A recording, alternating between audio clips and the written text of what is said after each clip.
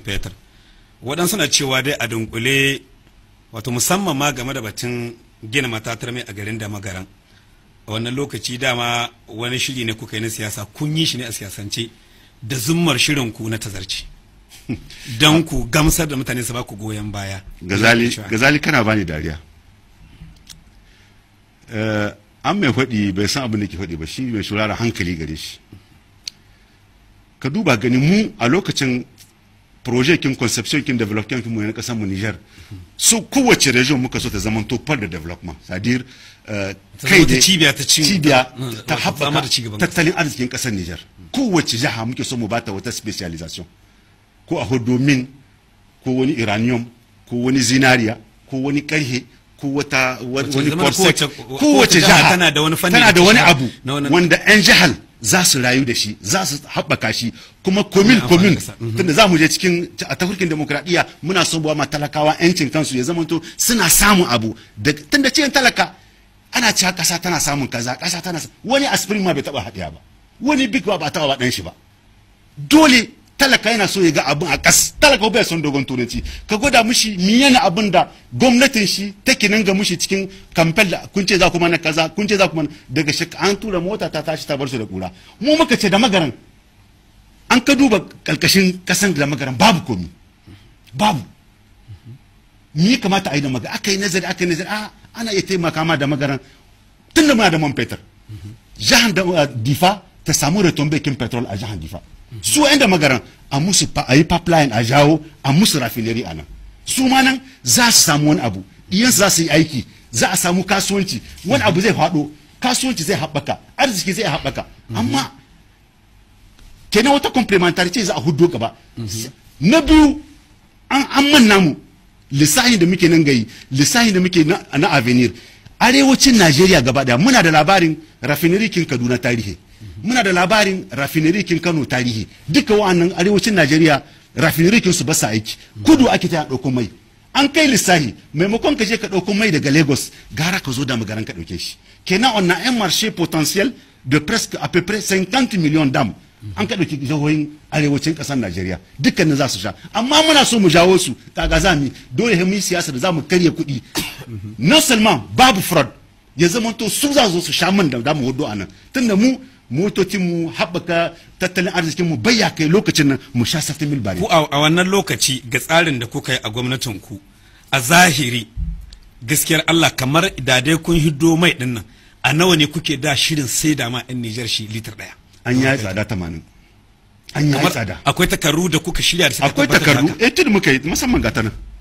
Kuma wannan etude kin abu da yawa ne gwamnati zai ce na bari. On va se faire violence nous-mêmes. Sodef ta kasa ce kudin kasa ne 100%. Don mi Sodef za a ce ma'aikatan Sodef sai an ba su ristourne, sai an ba su kudi su yi aiki da shi. Don mi? An ka dauki TVA. Don mi? Kamar akwai an kudaden harajin da gwamnati akwai harajin da bai kamata ba a dora su. To amma suna ma'an kasa. To amma minister ai suna cewa ita gwamnati ko da ma za ta rika taimaka ma kasa tana buƙatar waɗannan kudaden haraji dan ta rika aiwatar da ayyuka na ci gaban kasa, gine-ginen makaranta da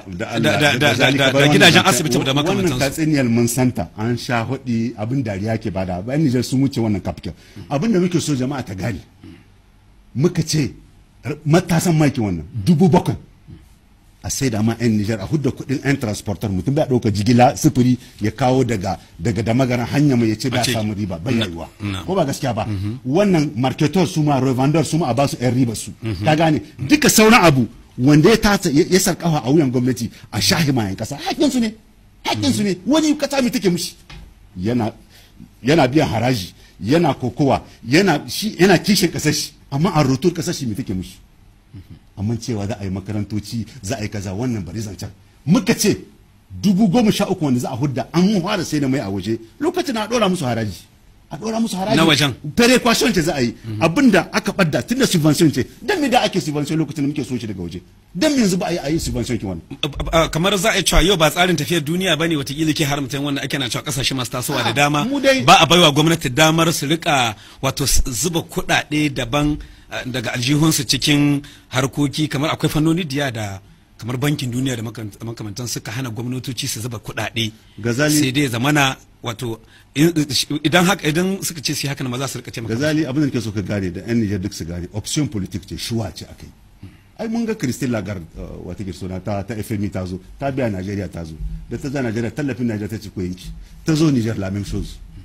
An kana so kai siyasa a'a dan sai ayan kasashen waje turawa suka ce i kaza suka zama to sunu ubangiji su za ka bi to wallahi yan kasan ka hede su san matakan da za su dauka. Amma an kana lalle kai kana kishin dan kasa ne cikakken dan kasa ne kuma kana kishin kasar ka kana so kasar ka dauki matakan da ka hudda kanka wa'annan nasaru ba dan kin halinka ba suke baka kuɗi ba dan sun san kasar ka gobe abin suka baka jika jibi jika 10 za su wace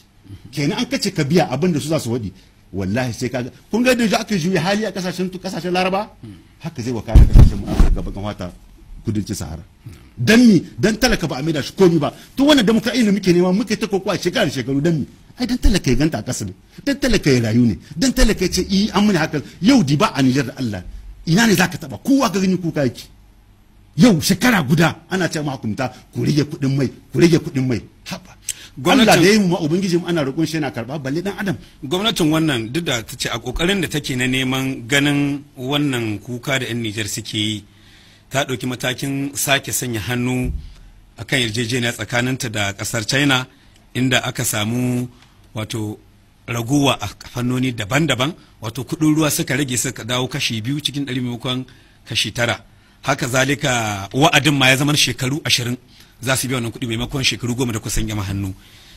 Me kuka sani a game da wannan kokari da gwamnatin take cewa ta yi? Ai shi nake gaya maka nace maka gwamnati kowane lokaci yana iya kiran partner kin shi mu tattauna abin da aka jiya ba shi bane yau abin da muka yau ba shi bane gobe abin da nake so gane dokan kasa ma code petrolier cikin brutkin da zamu hudda kasar mu muna da 15% doka ta ba mu namu ne wannan 15% na brut namu ne na Niger ne halal kin mu ne tunda kasar ma ke hudda loi minière ta ba mu redevance 12,5% wanda muke iya dauka a nature même yadda muka yi shi mu a jamhuriya ta biyar 2008 ai ka taba ji lokacin Mamadou Tanja mun dauki iraniyan muka sai da shi a kasuwar duniya kun ji ko ba ku ji ba a wannan petrol kima haka ne